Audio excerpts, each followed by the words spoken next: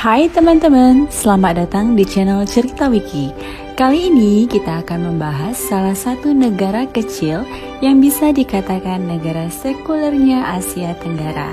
Negara tersebut adalah Singapura. Wah, kenapa bisa begitu ya? Sebelum kita simak, ada baiknya silakan di like dan subscribe video ini jika itu bermanfaat untuk kamu. Keep on watching ya guys. Menurut catatan dari bangsa Tionghoa pada abad ketiga, Singapura dikenal dengan sebutan sebagai Pulo Chung, yang dalam bahasa Melayu berarti pulau di ujung semenanjung.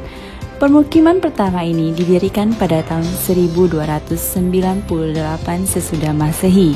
Kota ini berkembang menjadi pos perdagangan bagi berbagai kapal laut, mulai kapal layar dari negeri Tiongkok, kapal layar Arab, kapal perang Portugis hingga perahu Bugis.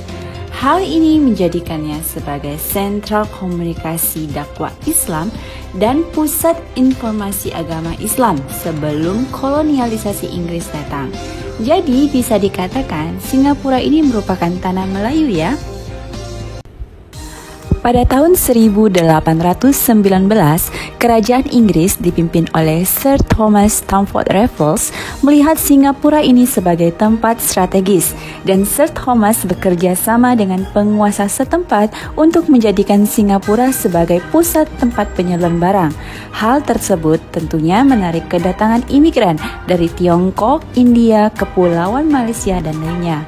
Bisa dikatakan, Sir Thomas inilah yang mengatur segala tata kelola Singapura beserta penduduk ras setempat yang mana didominasi etnis Melayu dan campuran. Sayangnya, pada Perang Dunia Kedua, wilayah ini pernah diserang oleh Jepang. Namun, akhirnya di tahun 1945, Jepang menyerah dan menyerahkan Singapura ini kepada pemerintahan militer Inggris. Dan saat itu, Singapura resmi menjadi tempat jajahan kolonial Inggris. Di masa akhir penjajahan, tepatnya di tahun 1959, Singapura berkeinginan untuk merdeka dari jajahan Inggris.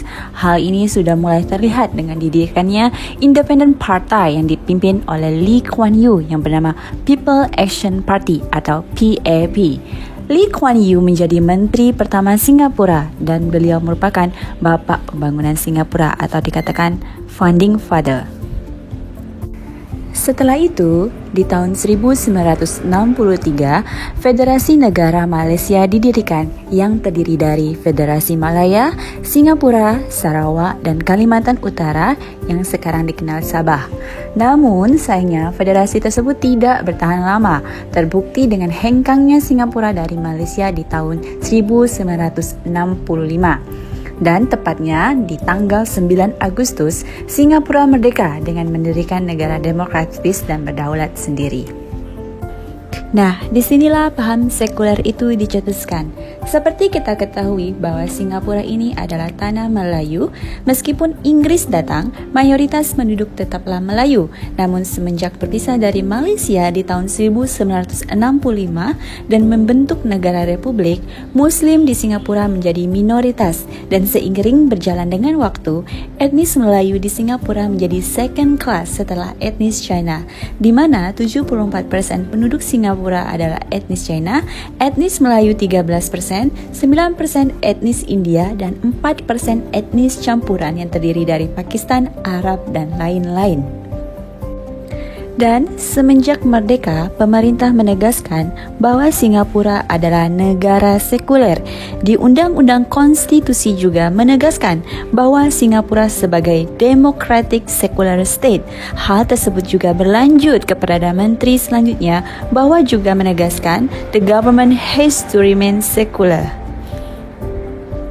Secara umum, sekuler dijelaskan bahwa negara bersifat netral dalam masalah agama, tidak mendukung orang beragama maupun orang yang tidak beragama. Pemerintah hanya bertugas untuk menjaga stabilitas di dalam negaranya melalui berbagai kebijakan hukum yang berlaku. Agama adalah urusan pribadi individu. Negara tidak mempunyai kewajiban dan hak untuk mengatur dan mengelola pelaksanaan agama oleh warganya. Hal tersebut dilihat dari berbagai kebijakan sekuler yang ada di Singapura. Seperti, pertama, tidak dibolehkan berkumandang azan menggunakan loudspeaker. Ya, jika kamu berada di Singapura, kamu tidak akan mendengarkan azan di waktu sholat seperti yang ada di Indonesia. Tidak adanya pukulan beduk atau takbiran keliling ketika hari Lebaran. Semua tersebut tidak ditemukan di Singapura. Mungkin cerita tradisi ini dapat ditemukan di museum, namun untuk praktisnya tidak diperbolehkan lagi. Tidak adanya mata pelajaran agama di setiap tingkat sekolah. Kalau di Indonesia, mata pelajaran agama ada hal yang sangat lumrah untuk semua siswa. Selalu ada dari sekolah dasar sampai kuliah. Namun tidak di Singapura. Semua kurikulum pendidikan diatur pemerintah dan sekolah agama juga terpisah. Sehingga hal tersebut tidak diwajibkan dan merupakan hak masing-masing individu. Sudah bisa dibayangkan guys? Yang ketiga adalah tetap mengatur secara ketat dan sangat mengawasi pelaksanaan agama, terutama agama Islam, melalui badan-badan yang ditunjuk pemerintah, yaitu Majelis Ugama Islam Singapura atau MUIS. Sulitnya juga hampir tidak ada tokoh-tokoh besar agama untuk melakukan ceramah di Singapura. Tidak seperti di Indonesia, ceramah para ustadz sangat mudah ditemukan baik di media maupun televisi. Namun di Singapura tidak demikian. Yang keempat adalah larangan menggunakan hijab.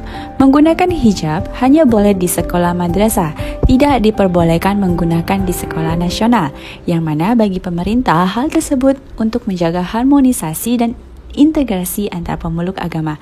Sayangnya, jumlah sekolah madrasah pun tidaklah banyak, mengingat Singapura adalah negara kecil dan pastinya minim juga lowongan pekerjaan untuk lulusan madrasah.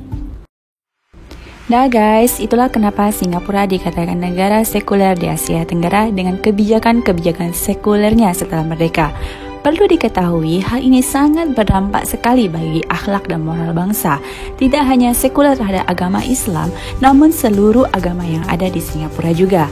Hal ini sudah berdampak di mana banyaknya pengikut ateis, LGBT, krisis moral, free thinker ideologi, dan masih banyak lagi. Dan alhamdulillah kita yang ada di Indonesia masih sangat kental akan unsur keagamaan. Tentunya ini masih sangat penting dilestarikan dan diutamakan demi menghasilkan bangsa yang berakhlak mulia. Hai guys, sekian dari video ini. Jika ini bermanfaat, silakan di like videonya dan jangan lupa di subscribe untuk updatean konten-konten video-video yang bermanfaat selanjutnya. Sampai jumpa, bye.